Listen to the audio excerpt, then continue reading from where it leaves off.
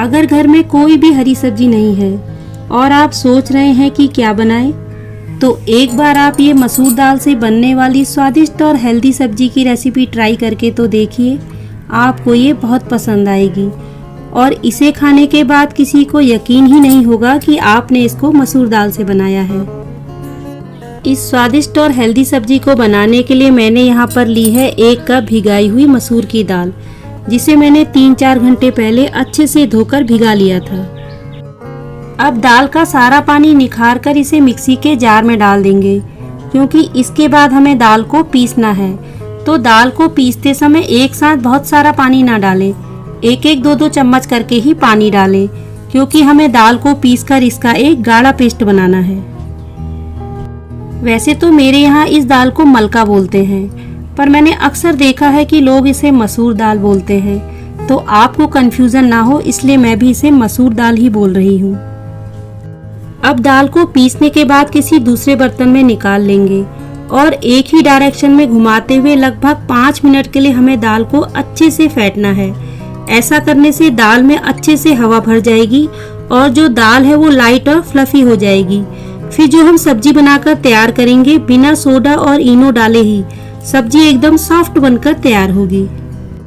अब सब्जी के स्वाद को और भी बढ़ाने के लिए मिलाएंगे हम दाल में बारीक कटा हुआ अदरक और हरी मिर्च, 1 छोटा चम्मच धनिया पाउडर, 1/4 छोटा चम्मच हल्दी पाउडर, 2 चुटकी हींग, आधा छोटा चम्मच जीरा, स्वाद के अनुसार नमक और आधा छोटा चम्मच कश्मीरी लाल मिर्च।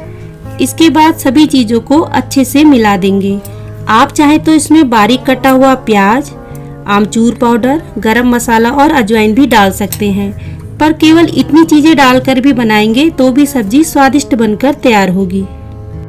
सभी चीज़ों को अच्छे से मिलाने के बाद दाल को रखते हैं साइड पर और यहाँ पर मैंने लिया है 1 कटोरी में थोड़ा सा पानी। अब इसमें मिलाएंगे थोड़ा सा तेल और सभी चीज़ों को अच्छे से मिला देंगे। इस घोल से हमारी सब्जी स्वादिष्ट के साथ साथ बहुत ही ज़्यादा हेल्दी भी बनकर तैयार होगी। अब कर लेते हैं आगे की तैयारी। तो यहाँ पर मैंने कढ़ाई में लिया है थोड़ा सा सरसों का तेल और जैसे ही तेल अच्छे से गर्म हो जाएगा उसमें डाल देंगे आधा छोटा चम्मच जीरा और जीरे के चटकने पर डाल देंगे थोड़े से खड़े गरम मसाले। गरम मसालों में मैंने लिया है 5-6 काली मिर्च, 3-4 लौंग, 1 छोटा टुकड़ा दालचीनी का, 1 बड़ी इलायची जिसे मैंने अच्छे से कूट लिया है और साथ में डाल देंगे 3 से 4 तेज पत्ता। और जब इनकी अच्छी सी खुशबू आने लग जाएगी तो डाल देंगे 1 बड़े साइज का बारीक कटा हुआ प्याज। अब गैस की आंच को या तो हम लो रखेंगे या मीडियम और प्याज को अच्छा कलर चेंज होने तक फ्राई कर लेंगे। अब मिलाएंगे इसमें कुछ मसाले, 2 छोटा चम्मच धनिया पाउडर, आधा छोटा चम्मच हल्दी पाउडर और आधा छोटा चम्मच कश्मीरी लाल मिर्च और मसालों को भी कुछ सेकंड के लिए अच्छे से भून लेंगे।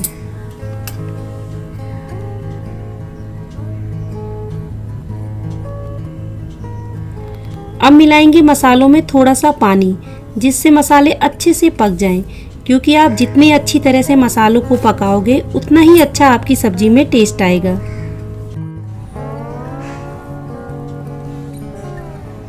अब एक मिक्सी के जार में लेंगे 2 से 3 टमाटर, कुछ कलियां लहसुन की और थोड़ा सा अदरक और इन्हें पीसकर इनका एक पेस्ट बना लेंगे। अब इस पेस्ट को डाल देंगे हम तैयार किए हुए मसालों में और साथ में डाल देंगे स्वाद के अनुसार नमक और धीमी आंच पर लगातार चलाते हुए 2 से 3 मिनट के लिए इन्हें हम भून लेंगे।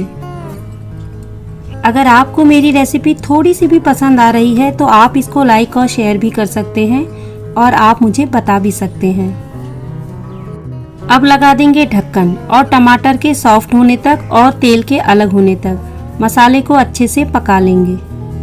अगर कुछ स्पेशल में आप भी पनीर छोले राजमा खाकर बोर हो गए हैं तो एक बार आप ये सब्जी ट्राई करके देखिए, आपको ये बहुत पसंद आएगी। मसाले के अच्छे से पकने के बाद मैंने इसमें डाल दिया है लगभग 3 गिलास पानी और जो बर्तन में थोड़ी सी दाल लगी रह जाती है उसे भी हम पानी के साथ निकाल कर डाल देंगे।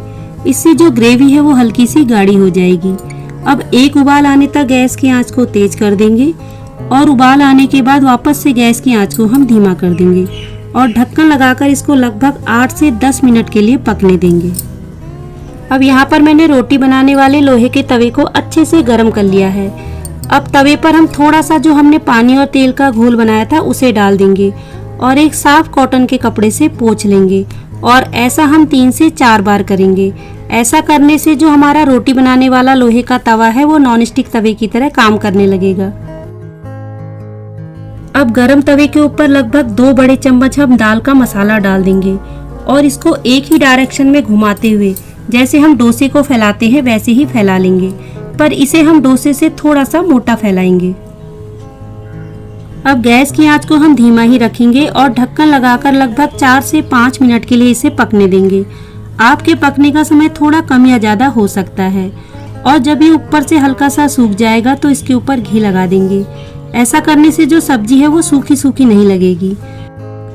अब एक चाकू की मदद से चेक कर लेंगे। अगर चाकू साफ आ रहा है मतलब ये अंदर तक अच्छे से पक चुका है और इसे हम एक ही साइड से पकाएंगे। उसके बाद एक कलछी की मदद से इसे हम तवे से निकाल लेंगे। तो आपने देखा ना, हमने लोहे के तवे पर इसे कितनी आसानी से बनाकर तैयार कर लिया और ये तवे पर चिपका भी नहीं है। तो इसे बनाने के लिए आपको नॉनस्टिक बर्तन की बिल्कुल भी जरूरत नहीं है। अब आप चाहे तो इसे किसी प्लेट में निकाल कर फोल्ड कर लें, पर मैंने तो इसको तवे के ऊपर ही फोल्ड कर लिया और बड़े साइज के 3 टुकड़ों में कट कर लिया।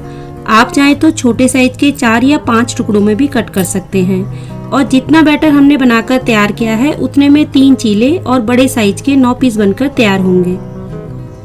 तो चलिए अब ग्रेवी को भी देख लेते हैं। जितनी देर में हमने मसूर दाल के चीले तैयार किए उतनी देर में ग्रेवी भी अच्छे से पककर तैयार हो गई है।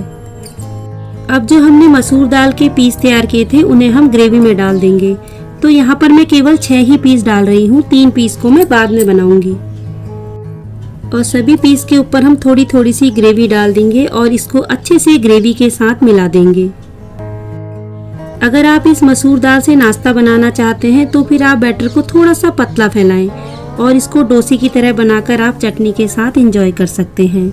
अब लगा देंगे ढक्कन और धीमी आंच पर 8 से 10 मिनट के लिए इसे हम और पकाएंगे। और 10 मिनट बाद हमारी स्वादिष्ट मसूर दाल की सब्जी बनकर तैयार है। जो सभी पीस हैं उन्होंने अच्छे से ग्रेवी को पी लिया है और ये और भी ज़्यादा सॉफ्ट हो गए हैं। तो उम्मीद करती हूँ आज की ये स्वादिष्ट और हेल्दी सी रेसिपी आपको ज़रूर पसंद आएगी। तो फिर मिलेंगे, तब तक आप भी बनाइए, खाइए और खुश रहिए।